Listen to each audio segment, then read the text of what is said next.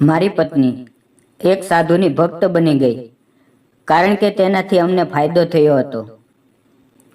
પરંતુ એક દિવસ તે સાધુએ મારી પત્ની સાથે, નમસ્કાર મિત્રો, મારું નામ અજય છે અને મારી પત્નીનું નામ રૂપાલી છે. અમે બંને ભાવનગરની અંદર રહેતા હતા. મારી પત્નીની ઉંમર 30 વર્ષની અને મારી ઉંમર 32 વર્ષની છે. મારી પત્ની ખૂબ જ સુંદર અને પરી જેવી લાગે છે. તેની એક સહેલી લીલા, જે અમારા પાડોશમાં રહેતી હતી, તેણે મારી પત્નીની એક સાધુ સાથે મુલાકાત કરાવી. તે ભાવનગરની અંદર નાનો એવો આશ્રમ ચલાવતા હતા. પહેલી વખત અમે ત્રણેય તેના આશ્રમે ગયા કારણ કે મારે મીઠાઈની દુકાન છે અને તે બરાબર ચાલતી ન હતી. મને ધંધાની અંદર ખૂબ જ નુકસાન થઈ રહ્યું હતું, જેને લીધે ઘરની આર્થિક સ્થિતિ ખૂબ જ ખરાબ થઈ રહી હતી. એટલે કોઈ ઉપાય જાણવા માટે અમે તે બાવાની પાસે ગયા. જ્યારે અમે તેના આશ્રમે ગયા તો તે મારી પત્નીને એક નજરે જોઈ રહ્યો અને તે પોતાનો કાબુ ખોઈ બેઠો. પછી તેણે અમને બંનેને અલગ અલગ સમય આપીને મળવા માટે બોલાવ્યા. આમ થોડા સમય ચાલ્યો. પછી એક દિવસ તેણે મને તેના આશ્રમ પાસે પ્રસાદનો મોટો ઓર્ડર આપ્યો અને કહ્યું કે હવેથી તારો ધંધો ખૂબ ચાલવા લાગશે. અને ત્યારથી તે સાધુના બધા ભક્તો મારી દુકાન પર મીઠાઈ લેવા આવવા લાગ્યા અને મારો ધંધો ખૂબ જ ચાલવા લાગ્યો. ત્યારથી હું અને મારી પત્ની તે બાબાના ભક્ત બની ગયા. મારી પત્નીની સહેલી લીલા પાસેથી જાણી લીધું હતું કે બાબા રંગીન સ્વભાવના છે અને તે બાબાના આશીર્વાદ લેવા માટે ઘણીવાર તેની આગળ ઝૂકી ગયેલી છે. હવે લીલાના માધ્યમથી બાબા મારી પત્નીને પણ આશીર્વાદ આપવા માંગતા હતા. મારી પત્ની આ બધી વાત મને જણાવી. અમારી બંને ઉપર જે સાધુની ભક્તિનો રંગ ચડી ગયો હતો એટલે મેં તેને હા પાડી દીધી અને પછી મારી પત્ની લગાતાર સાધુની પાસે જવા લાગી. બાબા મારી પત્ની સાથે ફોન ઉપર ખૂબ જ વાતો કરતા. જ્યારે હું દુકાન પર જાઉં ત્યારે મારી પત્ની ઘરે રહે છે અને તે બાબા સાથે વાતો કરી રાખતી અને તે ઘરની દરેક સમસ્યાનું સમાધાન તે ઢોંગી સાધુને પૂછતી અને અઠવાડિયામાં 3-4 વાર બાબા પાસે આશીર્વાદ લેવા પણ જતી. થોડા દિવસ પહેલાં મારી પત્નીના એક રિશ્તેદારની તબિયત ખૂબ જ ખરાબ થઈ ગઈ. તે હોસ્પિટલની અંદર દાખલ થયા હતા અને હું કામની અંદર ખૂબ જ વ્યસ્ત હતો. એટલે મારી પત્ની તેની સહેલી લીલા સાથે ખબર અંતર પૂછવા દવાખાને જતી રહી. ઠંડીની સિઝન હતી એટલે રાત જલ્દી થઈ ગઈ.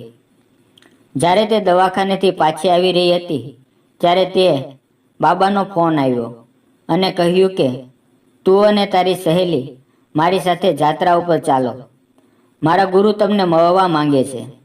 તે બંને તૈયાર થઈ ગઈ અને થોડી વારમાં હોસ્પિટલની બહાર બાબાની બોલેરો ગાડી ઊભી રહી. મારી પત્નીની સહેલી લીલા ડ્રાઈવરની પાસે અને મારી પત્ની પાછળની સીટ પર બાબાની સાથે બેસી ગઈ. અંધારું થઈ ગયું હતું અને આગળની કહાની જે મારી પત્નીએ મને જણાવી તે હું તમને જણાવી રહ્યો છું. બાબાએ મારી પત્નીને આશીર્વાદ દેવા માટે તૈયારી દેખાડી તો મારી પત્નીએ તેમને ના પાડી દીધી અને કહેવા લાગી કે આપણે આશ્રમે જઈને આશીર્વાદ લઈશું. રસ્તામાં આશીર્વાદ લેવાથી પાપ લાગશે. તો બાબાએ કહ્યું કે કોઈ પાપ નહીં લાગે. એટલે મારી પત્ની આશીર્વાદ લેવા માટે માની ગઈ.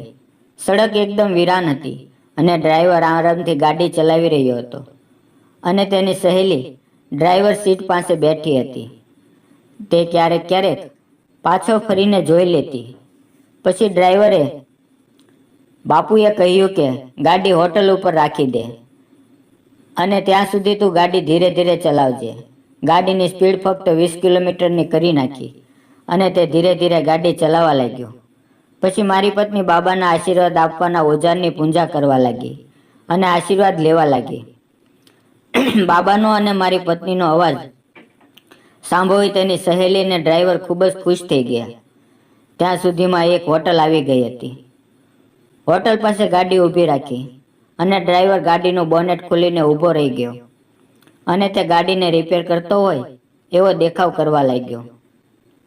અહીંથી આશ્રમ 20 કિલોમીટર દૂર હતો થોડી વાર પછી ડ્રાઈવરે ગાડી શરૂ કરી.